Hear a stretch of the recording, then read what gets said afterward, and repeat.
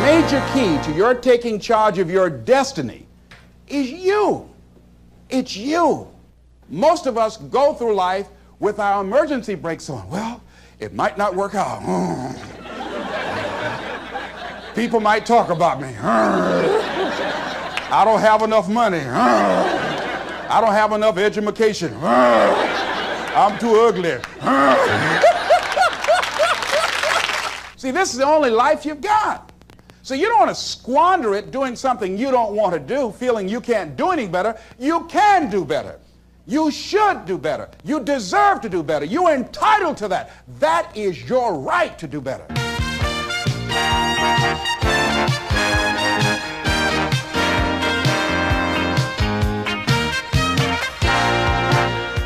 Les Brown learned to take charge of his life by following the example of Ms. Mamie Brown, who adopted Les and his twin brother at the age of 6 weeks and raised them single-handedly.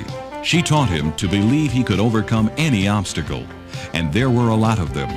Les overcame the obstacle of being mistakenly labeled mentally retarded in grammar school and graduated from high school. And he overcame all odds to make himself a famous disc jockey despite the fact that he had no radio training. A few years later, he came from behind as an underdog to win election to a seat in the Ohio State Legislature, where he served 3 terms and was chairman of its Human Resources Committee. Today, Les Brown is a nationally recognized, award-winning speaker and a growing force for change in people's lives. Thank you. Thank you very much. Hello, hello, hello.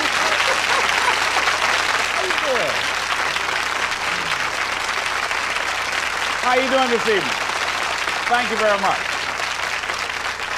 How are you feeling this evening? Great. Whenever somebody asks me how I'm doing, I always say better than good and better than most. And that's what I like for you to say. How are you doing? Better than good, better than most. Shake somebody's hand on your right and left and say, you're doing better than good. You're doing better than good. All right. You know, I like to say that because I believe that we are. We have a lot of things going for us that many of us don't realize, and many of us really never use all the things that we have going for us and ever act on the things that we'd like to act on. And consequently, most of us go through life sleepwalking, never really discovering our true potential, never enjoying life to its full extent. And so, therefore, I think that there are some things that we need to begin to do to take charge of our destiny. How many of you like to take charge of your destiny? Raise your hand, please. Very good. All right. So we're going to do that. And you know, one of the things that really stimulated this, I was with a friend of mine. We were riding back after I'd spoken to her company, and they had a major downsizing. Now they call it right-sizing, when companies reduce the workforce for economic reasons. Well, at any rate, when we were on the plane and she said, you know, I'm no longer going to be with the company. And I said, no. I said, why? She said, well, my division has been eliminated. I said, well, you do have another plan, don't you? And she said, no. I said, but didn't they have something of this nature about a year ago? She said, yes. I said, but did you start thinking that maybe perhaps you need to prepare to do that which you really wanted to do? Because this person that I've known for a long time always wanted to be involved in fashion design. So I said, haven't you been doing something on your fashion designing career? She said, no. I said, but what have you been doing? She says, hoping that nothing happened to me. I said, but hoping is not a process. It's not a method. You know, a lot of people go through life like that. Now, that wasn't really what she wanted to do. But I do a training seminar, and one of the things we ask, what would you do if the unthinkable happens to you? What would you do? If you had an accident, or you lost your job, or you were laid off, or you became ill, how would you provide for yourself if the unthinkable happens to you? And it doesn't always happen to the other person. It can happen to me, it can happen to you. But most of us go through life thinking that, well, just maybe it won't happen to me. That we'll just read about somebody else that will happen to us. Talking to a friend of mine by the name of Maria, who is wheelchair bound, and she said that she had an experience in her life that taught her that she's not immune from life, because she was diagnosed as having muscular dystrophy at age 15. And she figured that was tragic enough. But 2 years ago, Because of a malfunctioning wheelchair, she fell out of a van, struck her head, and suffered a closed head injury. Had blood on the brain, and they said that she perhaps might go blind or she have loss of memory or concentration. And I said, how did you handle that? She said, Les, it was the best thing that could have happened to me. I said, why? She said, because on that day, I woke up and I realized that life is about today. Living today. That whatever I want to do, I do it right now. She said, I enjoy getting up in the morning, looking out of the window, just looking at the grass. She said, because I could have lost my vision. She said, I'm appreciative of just the little things. Shake somebody's hand on your right and left and say, be thankful for the little things. Isn't that important? That we've got to begin to learn how to become thankful for the little things and live in life right now. So I want you to think about your ideas. All of us have ideas and things that we have not acted on. I want you to just think about them right now. E.L. Simpson said that an idea should be like a pen. You know, that a pen that you sit on and you jump up right away to do something with it. So I don't want you to just think about it. I want, when you leave here, I want you to jump and do something with it, all right? Now, so think about this idea. What does it take to be in charge of your destiny? Well, you got to begin to develop some skills, and you got to ask yourself a question. What do you have going for you? What is it that you have going for you right now that's a real plus for you? What is it that you have going against you? What kind of training do you require? What is it that you need to learn? See, you make money only one of three ways in an economy of this nature. You have to have a skill, like I've developed the skill to become a speaker, or have some specialized knowledge, or have a particular product or service that you can provide for the public. John H. Johnson of Ebony Magazine said something very important. He says, there is no defense against an excellence that meets a pressing public need. So any idea that you have, it must fulfill a need for somebody. Once you think about it. Now here's the next step. Don't worry about the fact that you don't have all the things you need in order to make it happen. Decide that you're going to do something about it. Become an active force in your life. See, you've got some talents and abilities right now you have that if you don't challenge yourself to use those talents and abilities, you'll never ever discover the full effect that they can have on achieving all the things that you want to achieve. Most people go through life never using the power they have. You have enormous power to begin to create all the things that you want in your life experience that most people go through life never using. I travel a lot speaking around the country, and I was out of Detroit for around 2 months. I came back to the airport, went in the parking lot, put my key in the ignition, turned the key. Can anybody tell me what happened? Can you tell me why the car did not get started? The battery was dead. Why was it dead?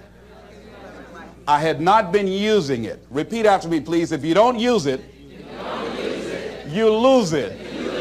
See, ladies and gentlemen, if you don't use your talents, if you don't use this power, this force that you have within you, you're going to lose it. If you have the ability to write, and if you don't write, you're going to lose the ability to write as well as you do right now. If you have the ability to play an instrument, the world's greatest said that if I miss a week of practice, I know it. And if I miss 2 weeks, the critics know it. And if I miss 3 weeks, my audience knows it. If you have the ability to draw well, and if you don't use that talent eventually, you're going to lose it. If I don't speak often, and at one point in my life, I missed speaking for around 6 months. And when I came up before an audience, I was rusty. I could not get my thoughts together. I could not have the power, the kind of confidence that I needed in order to make it happen. So whatever you want to do, whatever idea that you have, the longer that you're sitting on that idea, you're either creating or you are disintegrating. If you're not using it, your skills are diminishing every day. And there goes a second. There goes another second. And life is happening right now. But Les, what do you mean? Get your butt out of the way. So many people have gone to their graves, never discovered their true potentials because they allowed their butts to stop them. Like, but I don't know what to do. No, that's not really true. I was on a television program the other day. A lady called in and she said, there's something I'd like to ask you. And I said, what is it? She said, well, I have this thing I want to do, but I've been unemployed. I lost my job for 2 years. I haven't been able to find a job. I don't have the money, and I don't have the contacts, and I really don't know what to do. I said, excuse me, I said, the fact that you don't have the money or the contacts really is not the issue. I said, what's the real issue? She said, what do you mean? I said, what's stopping you from doing what you want to do? She said, well, I don't know. I said, but if you did know, what would your answer be? She said, well, I think maybe I'm afraid. I said, what are you afraid of? Maybe I might fail. See, a lot of people allow fear to stop them from living their dream. Answer your calling. Whatever you're called to do, don't count yourself out. Don't say, I can't do that. Many of us go through life saying no, and you don't even know what you're saying no to. You don't know what you cannot do if you're not willing to challenge yourself. Whatever it is that you don't know how to do right now, you can learn. I did not know how to speak for major corporations. I didn't know how to do that. But I decided to become a student. If you do your research, if you do your homework, if you make the commitment that I'm going to learn, when you look at what do I have going for me and drop your buckets where you are, decide I'm going to work and get myself together. A guy named Jim Rohn said, if you develop your gifts will take you places that you'll never begin to imagine.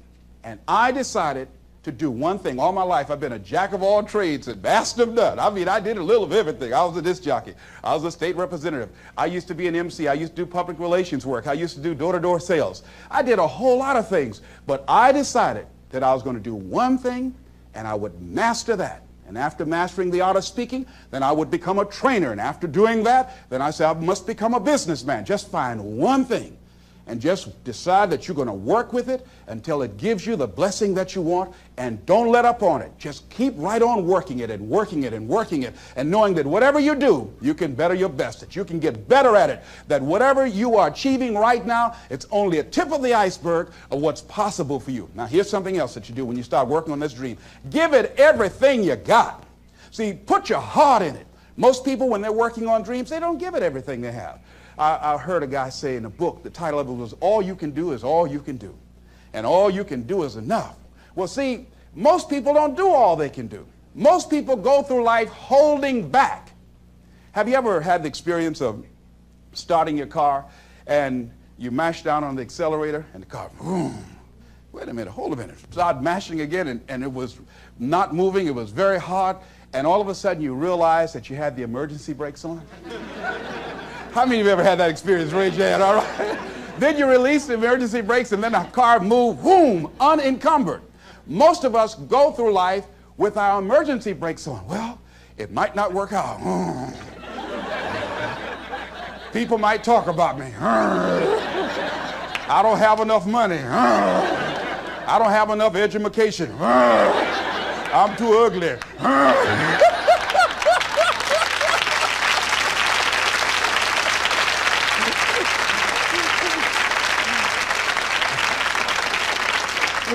Shake somebody's hand on your right and left and say, what you have is enough. See, you know, there are two kinds of people in life. There are winners and whiners, you know. Most people go through life just whining. I didn't have enough money. I didn't have good credit. They didn't like me, you know. No, life is not about that. See, the major key to your taking charge of your destiny is you. I mean, if you have the credit of Ross Perot, that will help. All right? If you got somebody to co-sign for you, that will help. If you happen to be handsome, that will help, you know?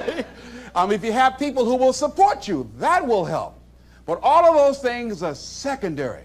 The major key to your taking charge of your destiny is you. It's you. And even though you might not have all the things going for you that you would like, you have the power within you as you begin to develop your consciousness, as you hold the vision of what it is that you want to do, as you decide to answer this small voice within you. Because as you respond to this voice that's telling you you ought to do this, the way will come, ideas will come to you. You will begin to attract things you need and things that you don't even know that you need right now. You will develop the skills in the process as you look at yourself, finding out what is it you need to do, what kind of adjustments you need to make, what new strategies that you need to begin to implement to make it happen. But if you don't put yourself out here, if you don't become actively involved in life, If you hold back on yourself and continue to procrastinate, when I saw a speaker who I said, I know if this guy can do this, I know I could do that. That was years after I had made the decision to do it. I was holding back on myself. I kept building up all kinds of reasons and excuses to justify why I wasn't acting on my dream. Most people go through life as volunteer victims.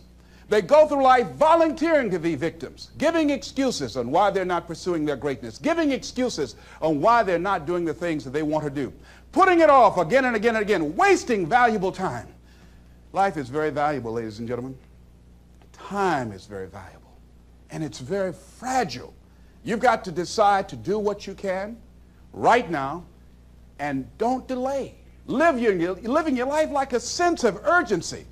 Repeat this, please, and tell somebody on your right and left. Live your life now. Be happy now. This is not a dress rehearsal. Do that, please.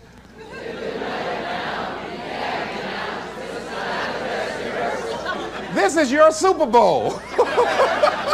Do you know there are people who put more emphasis and more energy into a sporting event or dancing or entertainment than they do on their dreams?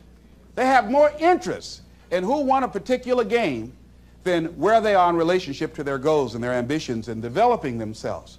So you want to begin to get your priorities in order. Ask yourself the question, the people in my life right now, are they contributing to my growth and development? Are they making me a better person? What I'm doing right now, is it nourishing me? Does it empower me? Is it giving me what I need out of my life right now? Is it challenging to me? Is it making me stretch mentally and emotionally and spiritually? Is it getting the best out of me? See, this is the only life you've got. So you don't want to squander it doing something you don't want to do, feeling you can't do any better. You can do better. You should do better. You deserve to do better. You're entitled to that. That is your right to do better. So resolve that within yourself. Make it something in your life that you just won't compromise on. See, it is important to me that I be able to provide for my mother. That is not optional, to be able to provide for my children. There's a standard of living that I'm going to enjoy. It is not optional. It's not something that I would like to see happen. It's not something that it'll be okay. It's something that I value. And as you begin to look at your life, draw the line and say, hey, what is it that I need that can give me a sense of fulfillment? What is it that I need right now that I would enjoy, that will give my life some music and some power? Decide that, because you deserve that. But if you don't decide that and decide to make that happen, it will never happen for you. It will never happen for you. I did a training years ago, and after this particular seminar, I'll never forget a lady who was 85 years old. She stood up and we asked her a question, anybody has anything brave to share? And she said yes. She said, this was a very enriching seminar for me. It really opened my eyes. She said, I'm 85 years old. She said, all my life, she said, I sacrificed my dreams for everybody else, for my family, for my husband, for my children. She said, I've really never done anything for me of value, of the things that I really find important. She said, I say to you young people, you won't be in my situation right now if you decide to live your life now. She said, if I had my life to live over, I would do things differently. She said, but I don't have it to live over. And when I go home, I got news for my husband.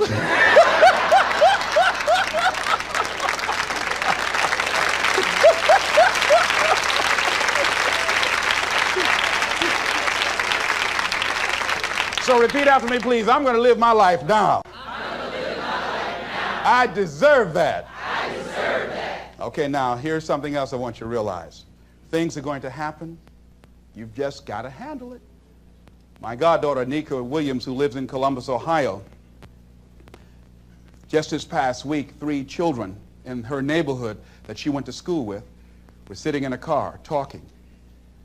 An intoxicated driver lost control of his vehicle and ran into that car and killed those 3 kids. The children that they went to school with experienced pain and grief and shock, but they became actively involved in putting together the funeral services. And I talked with her. And I said, how you doing, Anika? She said, I miss them. She said, but there's something that I realize, that many of the relationships we have in life, we take casually. And we don't say all the things that we really should say and do all the things with people that mean something to us that we really should do. And she said, I'm going to miss them. But it's really alerted me about how unpredictable life is. And so now she's going to become a very sharing person, more so than ever before, and all of the other young people that were involved. But they were handling it. And as you begin to look at your life, decide to handle things. When you decide that you want to begin to take control of your destiny, there are going to be some sacrifices that you're going to have to make. There'll be things that you're going to have to decide, I got to give this up. I've got to let this go. Many times you will have problems in your personal relationships. When I decided to become a motivational speaker, I was gone sometimes for weeks when I left home before coming back. And I'll never forget, I did a big major rally for a guy by the name of Dexter Yeager, a big Amway rally called Free Enterprise Day. And after speaking, people were chanting, we want the motivator, we want the motivator. Well, I was excited. So I ran back to the phone after I came off stage and I called the young lady that I was dating then. I said, look, I wiped them out. They love me. They were saying, we want the motivator. Listen, they're saying, we want the motivator. We want the motivator. So she said, Les, I need to tell you something. I said, what? And I heard a voice in the background said, hurry up and tell him. I said, who's that? She said, Les, you've been gone so long. I said, yes, I've been working on a dream, and I'm sorry, the relationship is over. What? You gotta be kidding me. I said, hang up. I said, wait. And I said, Mr. Motivator, come on. I said, hold a minute, wait. I said, Mr. Motivator, calm down. I said, okay. I went outside, I looked at the people, I said, you got to have a dream that's real big.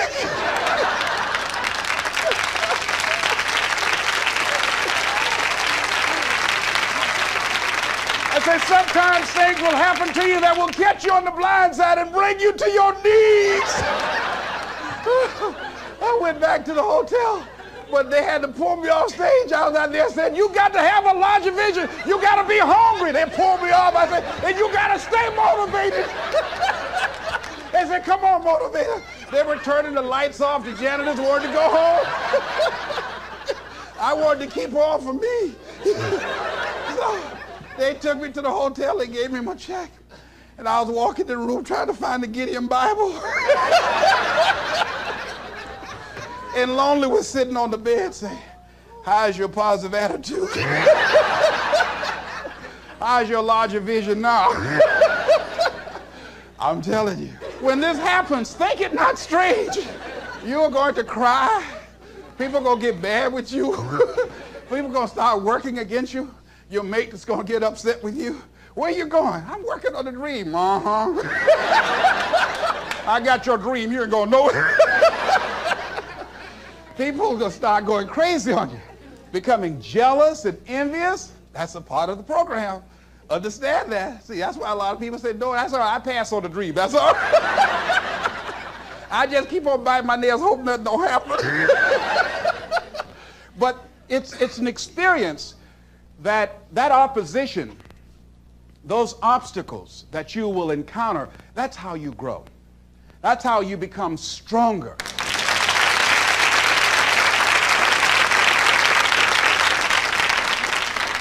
Now, will there be some tight moments? Will there be some times that you want to give up? Yes. Here's something I was reading that Harriet Beecher Stowe said. She said, when you get into a tight spot and everything goes against you until it seems that you cannot hold on for a minute longer, never give up then, for that is just the place and time that the tide will turn. Never give up then, and that is so important. When you're working on doing the things you want to do and fulfilling your dream, and things happen, there are times when your energy feels so depleted that you want to give up, that it looks just totally impossible. And I can tell you from my own personal experience, don't give up then. That's when you've got to fall forward, when life is kicking dirt in your face.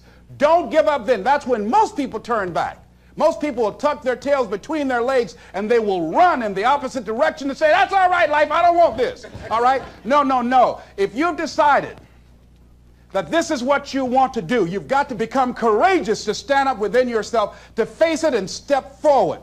And ladies and gentlemen, that is what gives your life meaning. those things will begin to strengthen you like you can never begin to imagine. And I tell you, one of the most painful experiences I had in my life was also one of the most enriching, because they say that pain opens the space in the heart for joy. And because I did not buy into something, because I caught myself at a critical point and was able to back up and look at it, I was able to become free of the effects of what could have been a tragic situation for me and move on and do something about it. But I learned in the process that I had to learn to surrender and give certain things up. See, in life, everything that happens to you, there's a lesson in it. There's a lesson in it for you. If you look at it, whatever happens to you, just look at and view life that you're a student of the universe and say, what's in here for me to learn? One of the most tragic things that happened to me that could have been a tragedy was when I wanted to buy my mother a home, and I did that. And in my haste, and it was the first major purchase of property that I ever made in my life, and so I was naive. And so when we were sitting there at the closing, the attorney said, have you done a title search? And I said, what's a title search? And she said, well, that's when you check to see whether or not there are any liens against the property before you purchase it, so that you don't inherit any financial obligations of the previous owner. So the guy interrupted and said, look here. He said, the only reason that I'm selling you this house, and I'm doing it at a loss, I can actually make more money, but the only reason that I flew here from Philadelphia to sell you the house specifically is because I admire the fact that you're adopted and you want to buy this home for your mother. And he said, there are no liens on the property. I just want to help you. So I looked at my attorney. I said, I believe him. She said, Les, this is business. I'm not questioning his integrity, but I advise you not to sign the contract now. I looked at him. He said, if you're not going to do it, man, I'll just go ahead on and make the money that I was going to make. I said, okay, no. I want to do it. I said, I'll do it. So she said, okay. She said, this is not the last house in the world. I signed the contract. After being in the house for around 2 months, I received a notice that I had to pay a lien of $25,000 or I had to get out of the house. I called the attorney. I said, look here, sir. I said, my name is Les Brown. I'm the new owner of this property. I said, I bought this home for my mother. I said, she's 80 years old. I said, she has a bad heart, a serious condition. I said, and I just cannot give up this home. And I just exhausted all of my resources to buy the house. It's all I have. I said, can we work out some kind of monthly payments? I don't know how much I can get, but if you can work with me, I guarantee I'll give you my word. I want to keep this home. I'll pay you back. He said, we want the money in 6 weeks or you have to get out of the house. It's going to go on the auction block. I said, oh. I said, but I borrowed everywhere I could just to get the $12,000 to put down on it. He said, mister, that's not my problem. You should have had a title search done. So I went back home and I worried for weeks. I lost around 23 pounds. I would go home to catch the mail so my mother wouldn't get it. They put a listing in the newspaper. People were driving around, wanted to come in the house to look at it. So I put a sign out front saying that the newspaper article was an error, saying that the house was up for sale. And finally, when they were coming for the day they were going to auction it on the courthouse steps, I knew the moment the truth had come, I had to tell my mother. So I walked all night that night. Around 2 o'clock in the morning, the children were asleep, my mother was asleep. I said, Lord, I said, why did this have to happen to me? I said, I'm trying to do the right thing. I want to provide for Mom. I'm not out stealing and robbing. I want to provide for my children.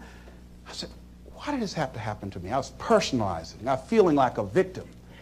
And so finally, I had to go in there and I had to tell my mama. So I kneeled by the bed. I said, Mama, I got something to tell you. She said, what? I said, we've got to move out the house. She said, why? I said, well, because of the fact that I made a mistake and I signed a contract when I should have had a title search done, and I can't pay the $25,000 outstanding lien against it. She said, good, I don't like this house anyway.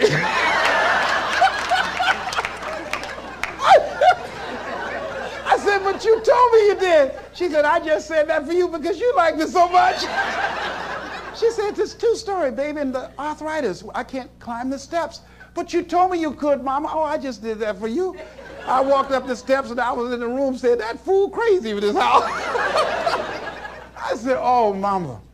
So I'll never forget when we had to pack up and go back to the old house we had moved out on in Liberty City, right down the street from Miami Northwestern High School. And the neighbors were out looking. Isn't that Mamie's boy? And they're coming back, you know.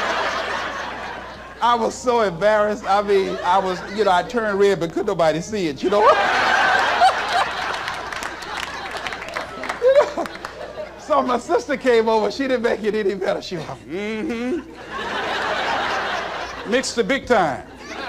Won't get no job going around and running your mouth. Yeah, you got a dream to get Mama home. Now, you back where you belong here. We came in the house and the Roaches was playing bid whist. They said, y'all come on in, we miss y'all.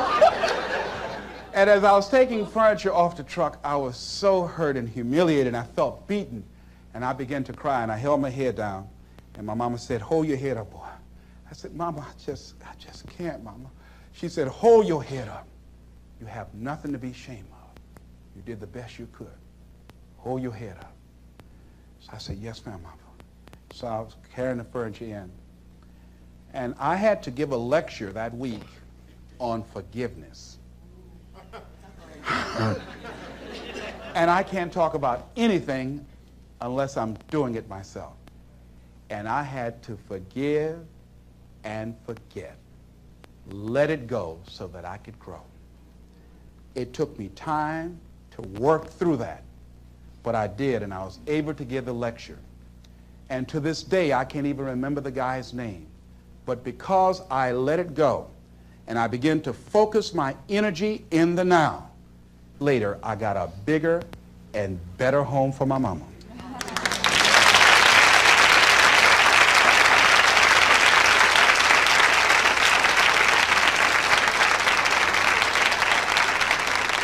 Here's what I learned from that. That was not the last home in the world. There were other homes. If I had just been willing to just let it go, he who cares less wins. And the guy called and said, you got to get out of there. If this is what happened, I could have, through worry and stress, I could have had a heart attack over a house that my mama didn't even like. Do you follow what I'm saying? So I now realize, hey, it's only things. And it's okay, they are replaceable. I lost everything except my spirit, and except the love of my mother, and her respect, and the respect of my children. Sure, people talked about me. Did they laugh? Yes. Did I feel humiliated? For a while, yes, I did. Embarrassed? Yes. And that's a part of it, but I didn't stay there. See, sometimes you can wallow in it, you know, don't want to get somebody pull you out feeling good. Oh, I want to go back again. You know? Don't wallow in self-pity. And there are people who will help you. You call them up and they'll give you a pity party, all right? No.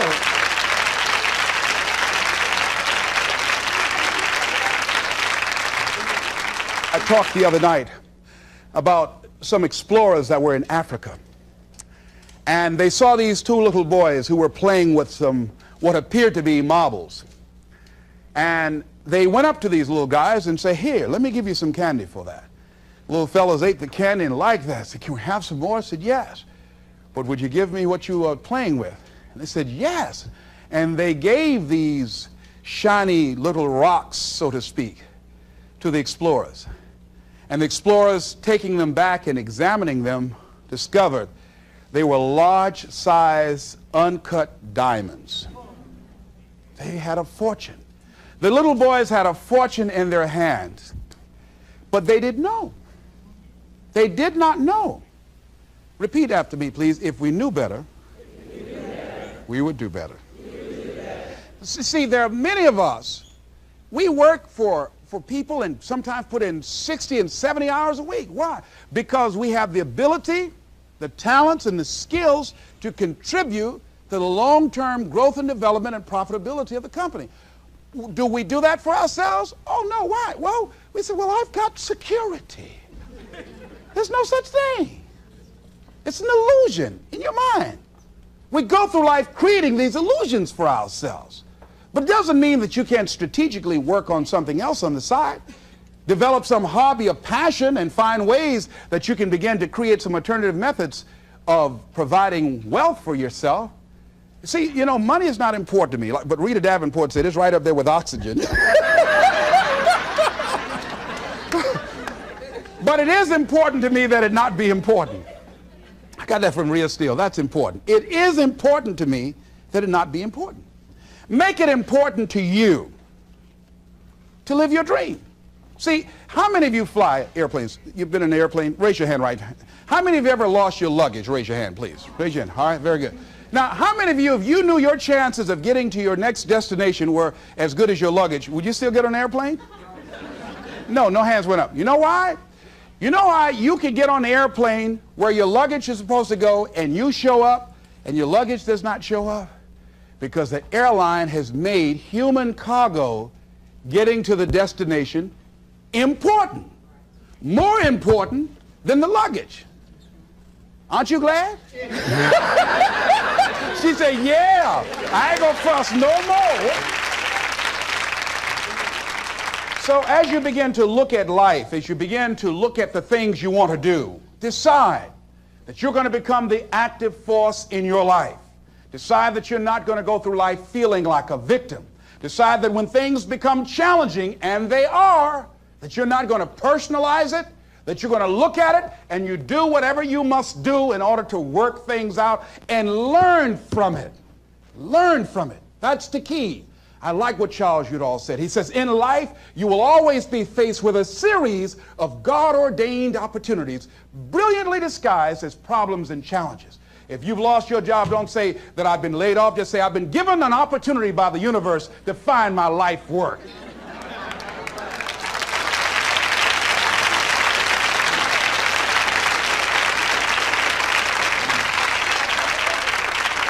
So as you view all of the things that happen to you as an opportunity, now you're taking it from a different perspective. Now you become an active force in your life. Now you are the one, rather than running from things as they begin to change, you become a change driver because you know that you've got the power within you to make the difference. This force, this power, this energy that you have, that's more powerful than anything that can ever happen to you. You're more powerful than your circumstances or anything that you can experience right now. Decide that you're going to commit yourself to act on your ideas, to become happy. Commit yourself to live your dream. Commit yourself to become the architect of your future.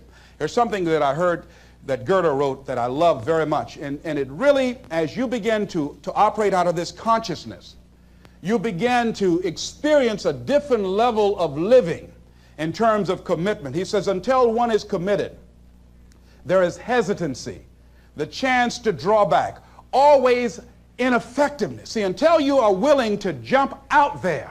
Somebody asked me, how do I do that? I said, no. You don't need any answers now. You need to make the commitment. Once you make a commitment, then life will give you some answers. You can't decide just going to sit on the side of the pool and just stick your toe in. No, you've got to be willing to make the leap. Most people don't want to do that.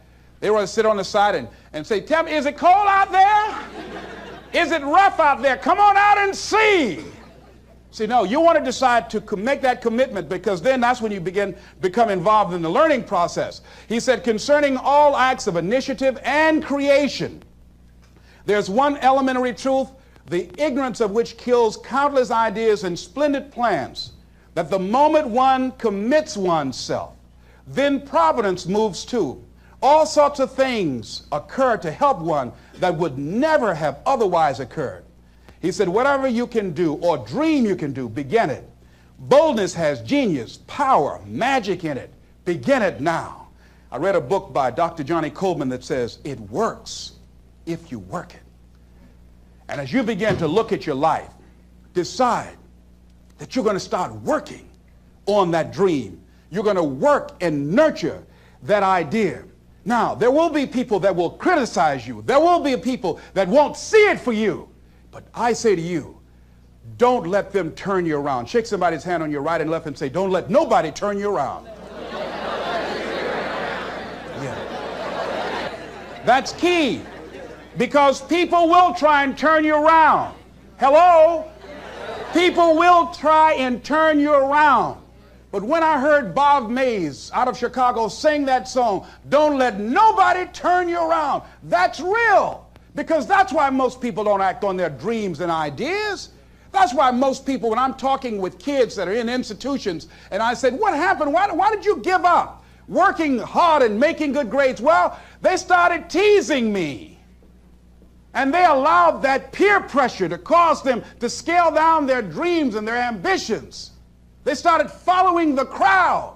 That's why many people don't do the things they want to do. A friend of mine, he wanted to become an actor all his life. He let someone convince him, "You can't become an actor. You go out to Hollywood, they'll swallow you up. It's too competitive." Thousands of unemployed people out there. But then another friend of mine, Sheila Hall, and she decided at age 42, "I'm going to live my dream." Her son graduated from high school. She decided to make the plunge, to go to Hollywood. Quiet person, never had any experience in the area. And because she decided to make the commitment, she is now working on a one-woman show. And she's been getting support from everywhere because she was willing to make the commitment. This other guy is far more talented and skillful, but he wasn't willing to make the commitment. So he goes to work every day to a job that's making him sick because he doesn't have the guts or the boldness to stand up in life and say, "I'm going to live my dream. I'm going to commit myself to live out what's in me." I heard Dr. Johnny Youngblood say, "I must live what's in me." I said, "Why do you do this?" He said, "I got to do it. I got to do it." And I'm saying, find something in your life that you say, "Hey, it might not work out, but I got to do this." Why? Hey, it's the one thing I love. It's my piece. It's my thing. You don't understand it? It's all right. It's all right.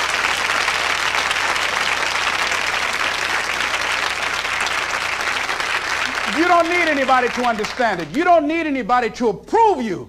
You don't need anybody to say, "Go ahead on and do it." If you get that, that's fantastic. If you get that encouragement, that's great. But I say stand up within yourself boldly and say, "This is my life. I'm controlling my destiny." This is Mrs. Mamie Brown's baby boy, Leslie Calvin Brown, saying it's been a plum-pleasing pleasure as well as a privilege. Thank y'all here.